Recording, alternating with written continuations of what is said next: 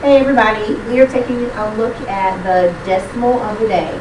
Different classes had a different decimal number, however, all the jobs were the same on all pieces of paper and it works the same. Everybody's paper had a write it in word form, write it in expanded form, add it, subtract it, multiply, divide it, round it, compare it. Everybody's paper had the same thing no matter what your decimal of the day was.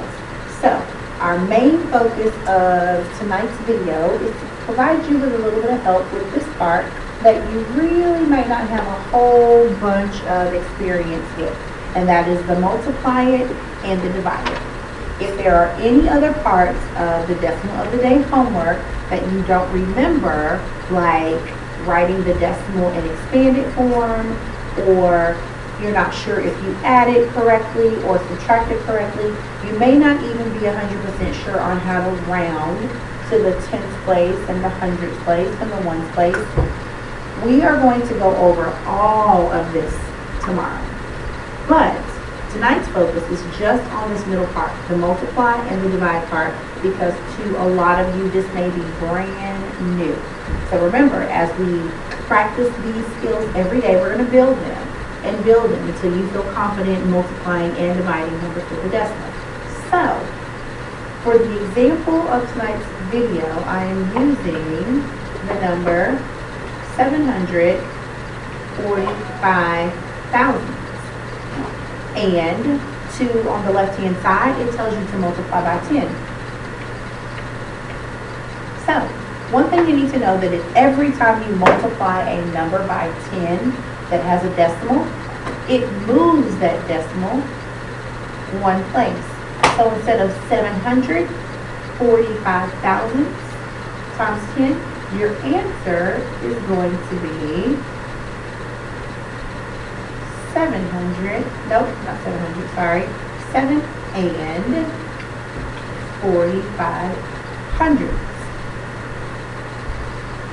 The same thing when you multiply my decimal, 745 thousandths by 100, your decimal place is going to move to the right 2 times to make up for those 2 zeros. And so our answer is 74 and 5/10. Okay, we're going to go to the other side, and we're going to look at 700. That's my 7 off. Sorry, guys. Let's do that again. 745,000 times 1,000. Instead of that decimal place moving or increasing that number by moving the decimal place to the right twice, we're going to move it one time, one space for every zero. 1, 2, 3. That decimal place is going to move 1, 2, 3. And so our answer is just 745. Don't forget to put your decimal place at the end, because we did talk about that during class today, making sure that every number has a decimal. So there, guys, you're taking a really good look at the multiply part. You've got one more. I'm going to see if you can catch on to that pattern and finish that one by yourself. I'm also, for the sake of having a little bit of space, I'm going to erase this real quick, so hopefully you got a chance to take those down and get those answers. I'm going to erase all this so we can have a little bit of space, and then we're going to go over the division part.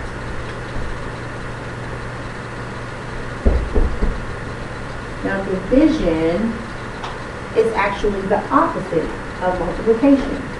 So if we move to the right when we multiply, we're going to move in the opposite direction to the left when we divide. Still the same thing, moving that decimal. So our number was, again, 745,000 divided by 10 means we're going to take our decimal, it's already at the front of the number, we're still going to move it to the left. One space for this 1 0. So I move my decimal one space. This little open loop is specially made to hold a 0. So our answer becomes decimal 0, 7, 4, 5. Okay, let's do a couple more. We had 745,000 divided by 100. So that's 1, 2 zeros. We are dividing, so instead of moving to the right, we're going to move in the opposite direction to the left. 1, 2 spaces. These little loops, again, are specially made to hold zeros. So our answer will look like this. Decimal 0, 0, 7, 4, 5. All right, one more, and I'll let you, the last one, if you can catch that pattern. 745,000 divided by 1,000. And we've got 1, 2, 3 zeros. That's how many spaces we are getting ready to move our decimal to the left. In the opposite direction that we did when we were multiplying. So we've got 1, 2, 3 spaces.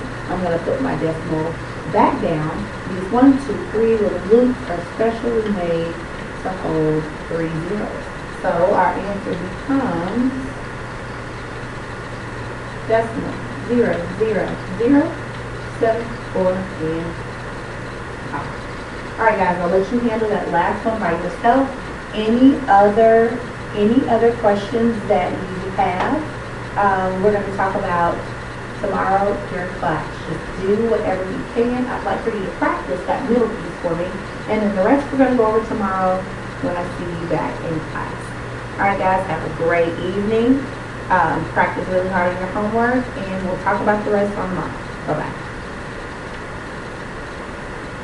Yeah.